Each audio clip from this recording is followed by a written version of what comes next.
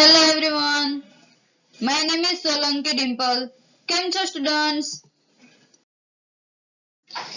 આજે હું તમારી માટે ધોરણ 12 ના સબ્જેક્ટ લઈને આવી છું, જેમાં સબ્જેક્ટ છે ઇકોનોમિક્સ એટલે કે અર્થશાસ્ત્ર. તેમાં ચેપ્ટર નંબર 2 વૃદ્ધિ અને વિકાસના નિર્દેશકો. તો મિત્રો પહેલા તો તમને ચેપ્ટર સ્ટાર્ટ થાય એ પહેલા તો તમને એ ખબર જ હોવી જોઈએ કે વૃદ્ધિ કોને કહેવાય અને વિકાસ ઇન શોર્ટ ટૂંકમાં વૃદ્ધિ એટલે શું અને વિકાસ એટલે શું. તો કે જો વૃદ્ધિ એટલે કે રાષ્ટ્રીય આવક અને માથાદીઠ આવકમાં શું થવું જોઈએ, સતત ને સતત વધારો થતો હોય છે કે આખા દેશની આવક અને માથાદીઠ એટલે કોઈ એક વ્યક્તિની આવક, કોઈ પર પર્સન કોઈ એક વ્યક્તિની આવકમાં શું થતો હોવો જોઈએ, લાંબા ગાળે જો સતત વધારો થતો હોય તો તેને શું કહેવાય, વૃદ્ધિ કહેવાય. અને વિકાસ કે એ આવક દ્વારા જે કોઈ એક વ્યક્તિની આવક છે એ આવક દ્વારા જો એ વ્યક્તિનું જીવન ધોરણ સુધરતું હોય કે પહેલા એ લોકોને જીવન જરૂરિયાત વસ્તુઓ મેળવતા હોય તો એ જીવન જરૂરિયાત વસ્તુઓથી આગળ વધીને મોજશોખની વસ્તુ ઉપર જો એ વ્યક્તિ જતા હોય, એ કુટુંબ મોજશોખની વસ્તુ ઉપર આવ્યું હોય તો એમ કહેવાય કે સાચા અર્થમાં વિકાસ જે થયો છે તેમ કહેવાય. એટલે કે વૃદ્ધિ અને વિકાસ. અને જો વૃદ્ધિ એટલે કે જો એ આવક વધે અને એ આવક દ્વારા વ્યક્તિનું જીવન ધોરણ સુધરે તો તેને શું કહેવાય, વૃદ્ધિ અને વિકાસ. હવે જો કે આ ચેપ્ટર કુલ કેટલા માર્ક્સનું પૂછાય છે તો કે 10 માર્ક્સનું કુલ આ ચેપ્ટર પૂછાય છે. નેક્સ્ટ હવે આ ચેપ્ટરમાં પહેલા તો શું હશે, આર્થિક વૃદ્ધિ એટલે શું કે તમને આ 1 માર્ક્સમાં પૂછાઈ શકે પેપરમાં સેક્શન બી ની અંદર તમને એવું પૂછાય કે આર્થિક વૃદ્ધિની વ્યાખ્યા સમજાવો અથવા તો કે આર્થિક વૃદ્ધિ એટલે શું. તો કે આર્થિક વૃદ્ધિ એટલે રાષ્ટ્રીય આવકનો વૃદ્ધિ દર અથવા તો વસ્તુ અને સેવાના કુલ ઉત્પાદનમાં થતો વધારો.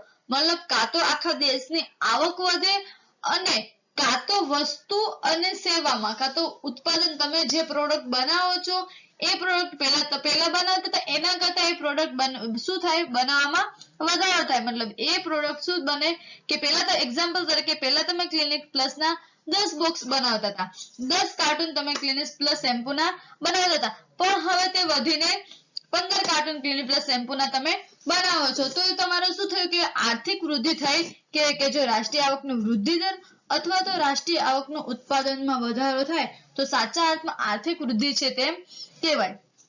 હવે તેની અંદર નેક્સ્ટ ટોપિક આવે છે કે આર્થિક વૃદ્ધિની મર્યાદા જણાવો. મતલબ કે આર્થિક વૃદ્ધિની મર્યાદા, આર્થિક વૃદ્ધિ એટલે શું.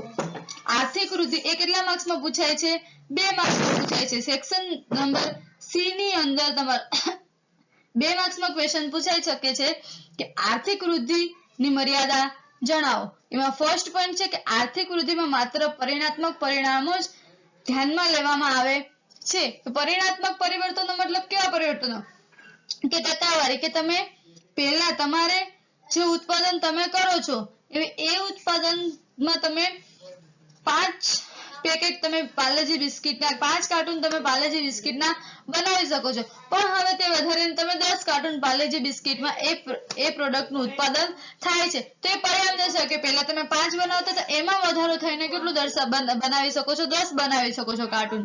તો કે એ તમારું શું બતાવે કે પરિણામ, કે ટકાવારી શું થાય છે, પરિણામ દર્શાવી શકીએ છીએ. હવે બીજું કે આર્થિક વૃદ્ધિમાં રાષ્ટ્રીય આવક અને માથાદીઠ આવક વધે છે પણ સંસ્થાકીય અને મનોવૈજ્ઞાનિક વલણ કેવા રહે છે, યથાવત રહે છે. કે સંસ્થાકીય અને મનોવૈજ્ઞાનિક જે સ્થિર જે છે એમને રહે, પણ રાષ્ટ્રીય આવક અને જો માથાદીઠ આવક વધે તો આર્થિક વૃદ્ધિ થઈ છે તેમ કહેવાય. હવે થર્ડ પોઈન્ટ, આર્થિક વૃદ્ધિનો ખ્યાલ મર્યાદિત, તે માત્ર ઉત્પાદનમાં થતા વધારા અને વધારાનું પ્રમાણ દર્શાવે છે.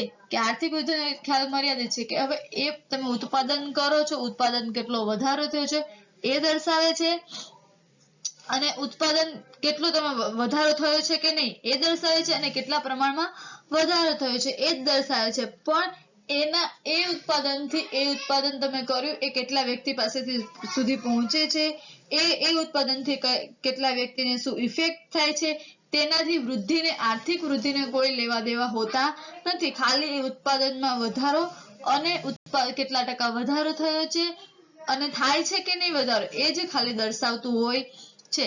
લાસ્ટ પોઈન્ટ આવે છે કે લોકોનું કલ્યાણ તેમજ તેમાં થતા ફેરફારો જાણવા માટે આર્થિક વૃદ્ધિનો ખ્યાલ ઉપયોગ. મેં હમણાં જ આની પેલા પોઈન્ટમાં કીધું કે લોકોનું કલ્યાણ. હવે કે જે શેમ્પુ બનાવે છે, પ્રોડક્ટ જે શેમ્પુ બને છે, હવે એ ક્લિનિક પ્લસ શેમ્પુથી લોકોને સાઈડ ઇફેક્ટ થાય છે, એ લોકોને એ યુઝ કરે છે તો એ લોકોને યુઝ કરતા હોય છે તો એ લોકોને ફાવી જાય છે અમુક, અને અમુક લોકોને સાઈડ ઇફેક્ટ થતું હોય છે શેમ્પુથી. તો એ સાઈડ ઇફેક્ટ થાય છે કે નહીં એ જોવાનું કાર્ય આર્થિક વૃદ્ધિ નથી. આર્થિક વૃદ્ધિ ખાલી શું કરે છે કે શેમ્પુ તમને પ્રોડક્ટ બનાવી દે છે, હવે તમે યુઝ કરો છો તો સાઈડ ઇફેક્ટ થાય છે કે નહીં, એ કાર્ય શેમાં આવે છે? વિકાસમાં. કે આર્થિક વૃદ્ધિ લોકોને કલ્યાણ થવું કે થાય તેમજ તેમાં ફેરફારો એ આર્થિક વૃદ્ધિ જણાવી શકતો નથી. હવે નેક્સ્ટ આવે છે કે આર્થિક વિકાસ એટલે શું? હવે મિત્રો આ ક્વેશ્ચન પણ તમને સેક્શન બી ની અંદર 1 માર્ક્સમાં પૂછી શકે છે. અને હા, આ જેટલા ક્વેશ્ચન છે, જેટલા ટોપિક છે, બધા આઈએમપી ટોપિક આની અંદર કવર કરેલા છે, તો તમે ખાસ આ બધા પ્રિપેર કરજો. હવે આર્થિક વિકાસ એટલે શું? સેક્શન સી ની અંદર 1 માર્ક્સમાં પૂછાઈ શકે કે આર્થિક વિકાસ એ એવી પ્રક્રિયા છે કે જે ગરીબી રેખા નીચેની વસ્તીમાં વધારો ન થાય. મતલબ કે જે ગરીબી રેખા હતા, જે લોકો ગરીબીમાં જીવે છે, એ લોકો ગરીબીમાંથી બહાર આવીને ધનવાન બને તેવી પ્રક્રિયા આર્થિક વિકાસમાં થાય છે. કે આવકની વહેંચણી વધુ અસમાનતા ધારણ કરે તે શરતોને આધીન રહીને દેશની માથાદીઠ વાસ્તવિક આવકમાં લાંબા સમયગાળા સુધી વધારો જન્માવે છે. એટલે કે આર્થિક વિકાસ કે જે વ્યક્તિ આવકની અસમાનતામાં ધારણ કરે. હવે જે વ્યક્તિ આખા દિવસનું 1000 રૂપિયાનું કામ કરે છે અને જે વ્યક્તિ આખા દિવસનું 500 નું પણ કામ કરતું નથી, જે વ્યક્તિ 500 રૂપિયાનું કામ નથી કરતી ને એ વ્યક્તિને પણ 1000 રૂપિયા સેલરી આપવામાં આવે છે, અને જે વ્યક્તિ આખા દિવસનું 1000 રૂપિયાનું કામ કરે છે એ વ્યક્તિને પણ 1000 રૂપિયા સેલરી મળે. પણ કે જે વ્યક્તિ જેટલું કામ કરે છે એટલું એને શું આપવી જોઈએ? આવક આપવી જોઈએ. કે જેટલું એ લોકો શ્રમ કરે છે આખા દિવસનું, એ શ્રમ પ્રમાણે એને શું મળવું જોઈએ?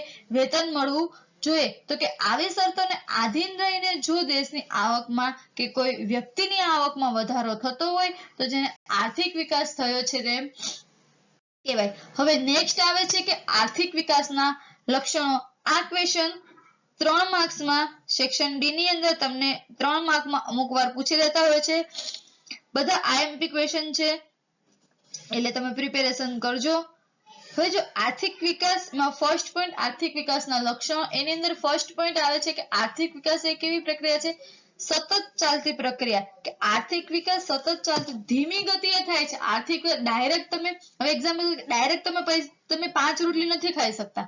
તમને ભૂખ લાગે છે 5 રોટલીની, પણ તમે ડાયરેક્ટ 5 રોટલી ખાઈ શકતા નથી. ધીમી ગતિએ તમે પહેલા 1 બટકું ખાશો, 2 બટકું, એમ ધીમે ધીમે તમારી શું થાય છે? ભૂખ તમારી સંતોષાય છે. એમ કે ધીમી ગતિએ ડાયરેક્ટ તમે પૈસાવાળા, તમે ધનવાન નથી બની શકતા, પણ ધીમે ધીમે શું થાય છે? વિકાસ આગળ વધતો રહે છે. એટલે આર્થિક વિકાસ જો આપણે જોઈએ પ્રોપર, કે આર્થિક વિકાસની પ્રક્રિયા ચોક્કસ દિશામાં નિયત ક્રમમાં કેવી છે? ધીમી પણ મજબૂત છે. હા, ધીમે ધીમે આર્થિક પ્રક્રિયા સતત ચાલે છે, વિકાસ ધીમે ધીમે થાય છે, પણ જ્યારે થશે એ વ્યક્તિ કેવા ઉપર?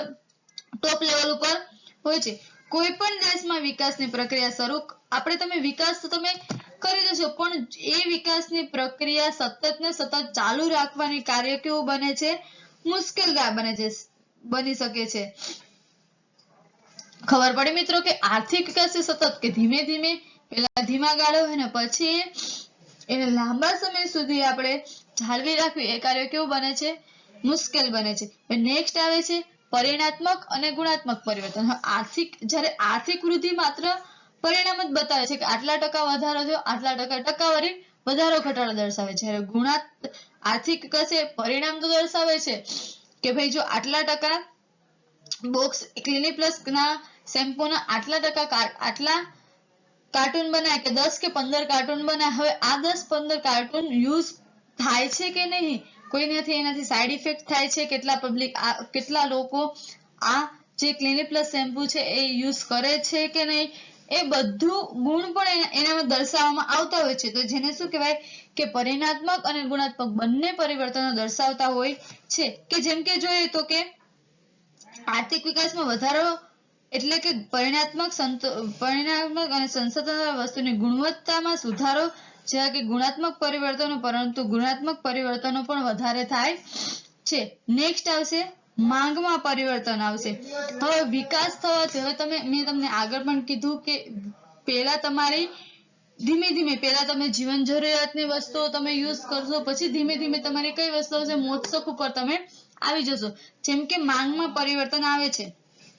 માંગમાં પરિવર્તન, હવે તમારી પહેલા તમે મહિનાની તમને તમારી 5,000 સેલરી હતી, તો તમે 5,000 માં તમારી ખાલી જરૂરિયાત વસ્તુ જ પૂરી થતી, પણ હવે તમારી એ વધીને ડાયરેક્ટ તમારી 10,000 સેલરી થાય છે, તો તમારી માંગ, તમારી શું થાય છે, આવક વધતા તમારી રુચિ, મતલબ તમારા ટેવ શું થઈ જાય છે, બદલાતી જાય છે. તમારી કોઈ વસ્તુ ખરીદવાની શક્તિ, એ બધું આવક વધવાના કારણે શું થાય છે, વધવા લાગે છે. જેની કારણે તમારી પહેલા તમે 100 રૂપિયાવાળી ટી શર્ટની તમારી માંગ હતી, પણ તમારી આવક વધવાના કારણે તમારી ટી શર્ટ તમે 500 રૂપિયાવાળી ટી શર્ટની તમે માંગ કરી શકો છો. કે તમારી પહેલા જેમ જેમ તમારી આવક વધે છે એમ એમ માંગમાં પણ શું થતું થાય, બદલાવ આવતો થાય છે.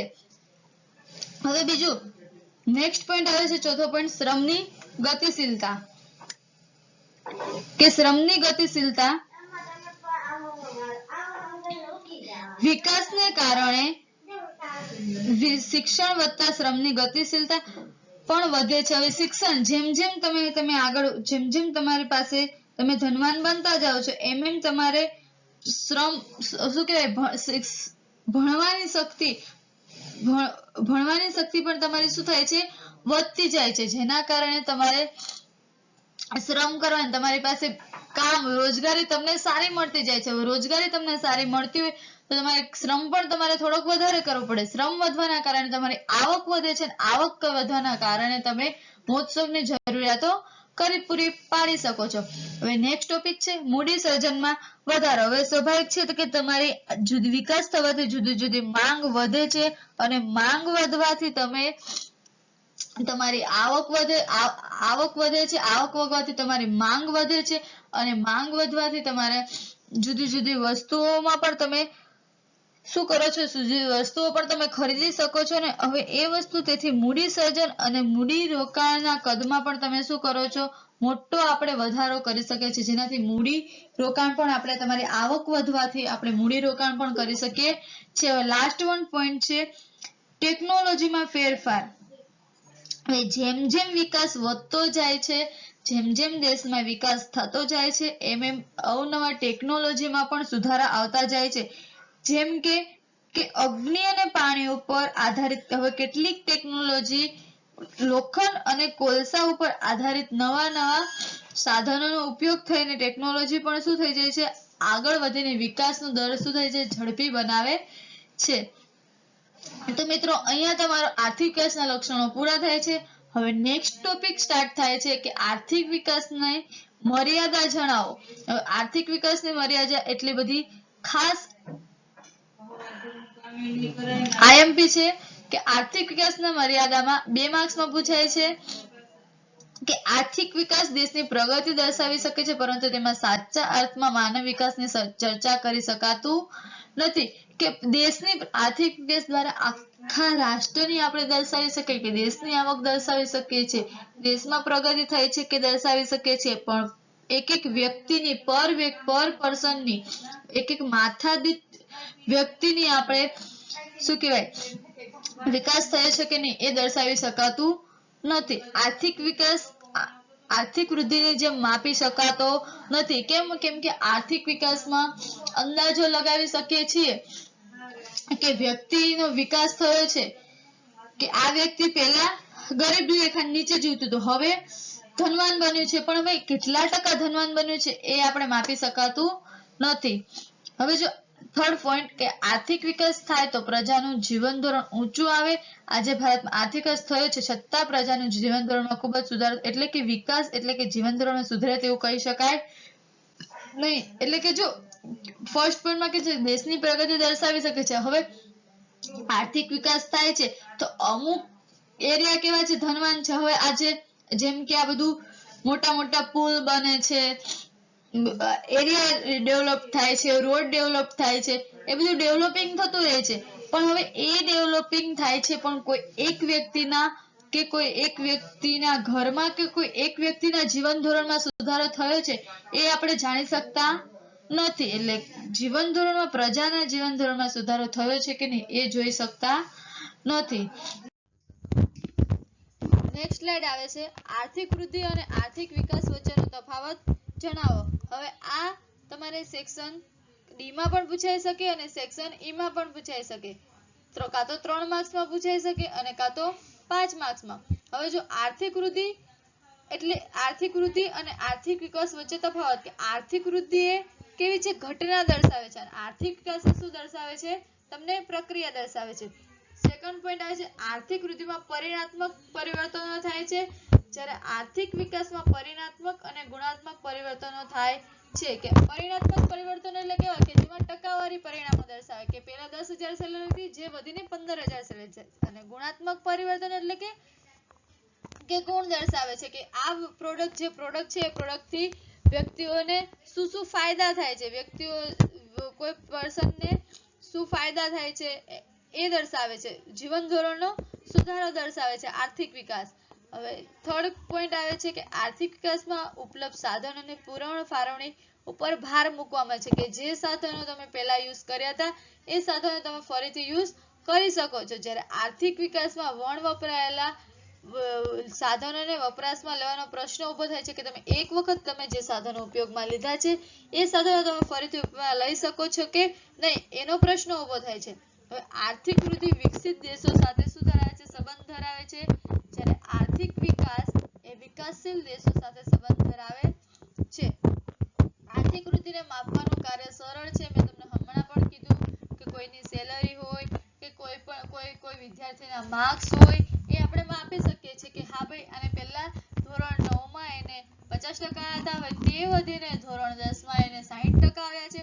પણ હવે એ કેટલા ટકા હોશિયાર બન્યું છે સ્ટુડન્ટ કેટલું ક્લેવર બન્યું છે એ આપણે જાણી શકતા નથી. કે એટલે કે આર્થિક વિકાસમાં ચોક્કસ રીતે માપી શકતા નથી. હવે નેક્સ્ટ આવે છે કે આર્થિક વૃદ્ધિને માથાદીઠ આવકના વધારા સાથે સંબંધ ધરાવે છે. આર્થિક વૃદ્ધિ એ કોઈ એક વ્યક્તિના આવકમાં પણ વધારો થયો છે કે નહીં એ સંબંધ ધરાવે છે. જ્યારે આર્થિક વિકાસ એ દેશની આવકની સાથે સાથે માથાદીઠ આવક સાથે પણ સંબંધ ધરાવે છે. કે માથાદીઠ આવક તો જોવે છે સાથે સાથે દેશની આવકમાં પણ એ લોકોને ધ્યાન રાખે છે કે દેશની આવક પણ વધી છે કે નહીં. હવે આર્થિક વૃદ્ધિ એ કેવી પ્રક્રિયા છે ઝડપી પ્રક્રિયા છે જ્યારે આર્થિક વિકાસ એ ધીમી ગતિએ થતી પ્રક્રિયા છે. તો મિત્રો આજનો સેશન આપણે અહીંયા સુધી રાખીએ. નેક્સ્ટ ટોપિક આપણે નેક્સ્ટ સેશનમાં કન્ટિન્યુ કરશું. તો મિત્રો અમારી આ ચેનલને તમે લાઈક શેર અને હા મિત્રો હજી સુધી સબસ્ક્રાઇબ ના કરી હોય તો તમે બેલ આઇકન પ્રેસ કરવાનું ભૂલતા નહીં. થેન્ક યુ મિત્રો.